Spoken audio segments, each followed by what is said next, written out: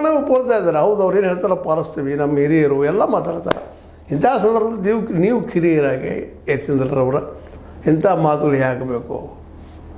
High command ಒಪ್ತದೋ ಬಿಡ್ತದೋ, ಅದು high command ಬಿಟ್ಟಿದ್ದ. High command ಜೊತೆ ನೀವು ಯಾರು ವಕ್ತಾರ ಹೈಕಮಾಂಡ್ದ? ಇದನ್ನು ಇವತ್ತು ಸಿದ್ದರಾಮಯ್ಯವರು ಮಗನಿಗೆ ಹೇಳಬೇಕಾಗಿದೆ, ಕೇಳಬೇಕಾಗಿದೆ. ಯಾಕಂದ್ರೆ ರಾಜಕೀಯದ ಭಾಳ ಸೂಕ್ಷ್ಮದ.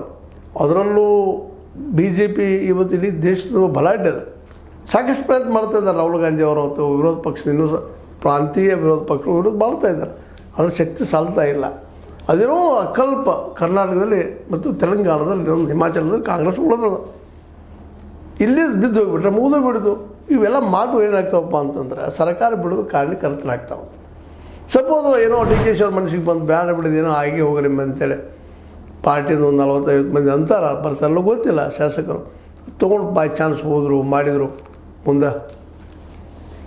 ಯಾಕಂದ್ರೆ ಸಾಕಷ್ಟು ಉಪಕೃತರಾಗಿದ್ದೀರಿ ಯತೀಂದ್ರವರ ಮತ್ತು ಸಿದ್ದರಾಮಯ್ಯನವರ ಕಾಂಗ್ರೆಸ್ನಂತೆ. ಕಾಂಗ್ರೆಸ್ ಸರ್ಕಾರ ಉಳಿಬೇಕು, ಜೊತೆಗೆ ಕಾಂಗ್ರೆಸ್ನ ಬಲಾಢ್ಯವಾಗಿ ಬೆಳಿಬೇಕಾಗಿದೆ. ಇವತ್ತು ಅಂಥ ದಿಶೆಯಲ್ಲಿ ಮಾತಾಡಬೇಕು ವಿನಃ ಎದ್ದ ತಕ್ಷಣ ಇಂಥ ಸಣ್ಣ ಮನಸ್ಸಿನ ಮಾತುಗಳನ್ನು ಮಾತಾಡೋದು ಎಷ್ಟು ಯೋಗ್ಯ ಅನ್ನೋದು ಯಾಕೆ ಹೇಳಬೇಕಾಗಿದೆಪ್ಪ ಅಂತಂದರೆ ಭಾಳ ಮಹತ್ವದ ಸಮಯ ಇದು.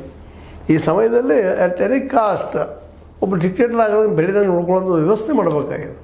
ಆ ಎಲ್ಲ ದಿಶೆಯಲ್ಲಿ ಒಗ್ಗಟ್ಟಿಲ್ಲದ ಕೂಡಿ ಹೋದಾಗ ಮಾತ್ರ ಸಾಧ್ಯದ.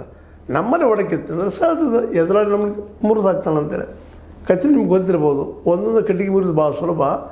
ಒಂದು ಕಟ್ಟಿಗೆಗಳ ಗೂಡನ್ನು ಅಂದರೆ ಒಂದು ದೊಡ್ಡ ಕಟ್ಟಿಗೆಗಳ ಗೂಡನ್ನು ಕಟ್ಟಿ ಅದನ್ನು ಮುರಿಲಿಕ್ಕೆ ಹೋದ್ರೆ ಮುರಿದು ಭಾಳ ಕಷ್ಟ ಅಂತ. ಹಂಗೆ ಒಗ್ಗಟ್ಟಿತ್ತಂದ್ರೆ DK ಅವರೆಲ್ಲ ನಮ್ಮ